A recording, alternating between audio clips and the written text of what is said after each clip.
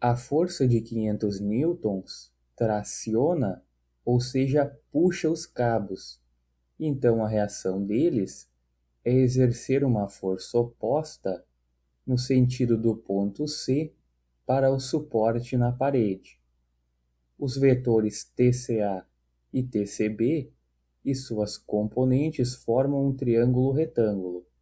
Então, usando as relações trigonométricas para realizar a decomposição vetorial, considerando como positivos os sentidos para cima e para a direita, e lembrando que na componente em que o ângulo está colado, usa-se o cosseno, e o seno no cateto oposto ao ângulo, a componente x de TCA recebe o sinal negativo porque aponta para a esquerda e corresponde ao módulo de TCA vezes o seno de 50 graus.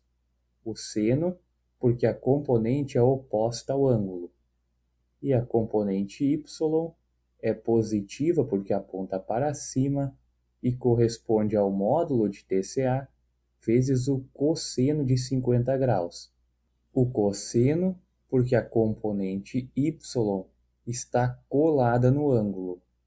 A componente x de TCB recebe o sinal negativo porque aponta para a esquerda e corresponde ao módulo de TCB vezes o seno de 30 graus. O seno porque a componente é oposta ao ângulo.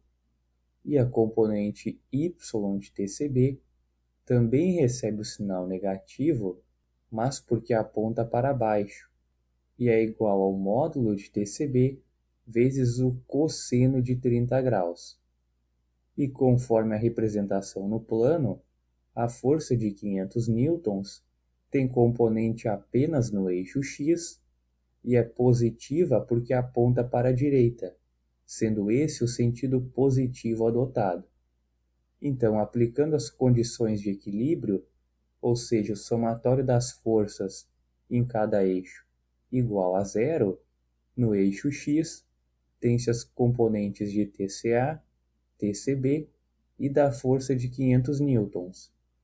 Isolando o valor da força, que é uma constante, tem-se TCA vezes o seno de 50 graus, mais o módulo de TCB vezes o seno de 30 graus, é igual a 500 newtons, formando a primeira equação.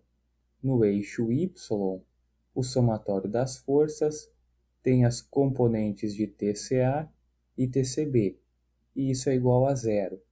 Então, o módulo de TCA vezes o cosseno de 50 graus menos o módulo de TCB vezes o cosseno de 30 graus é igual a zero. E tem-se a segunda equação, formando assim um sistema com duas equações e duas variáveis, cuja resposta é o módulo de TCA de aproximadamente 439,69 newtons e o módulo de TCB aproximadamente 326,35 newtons.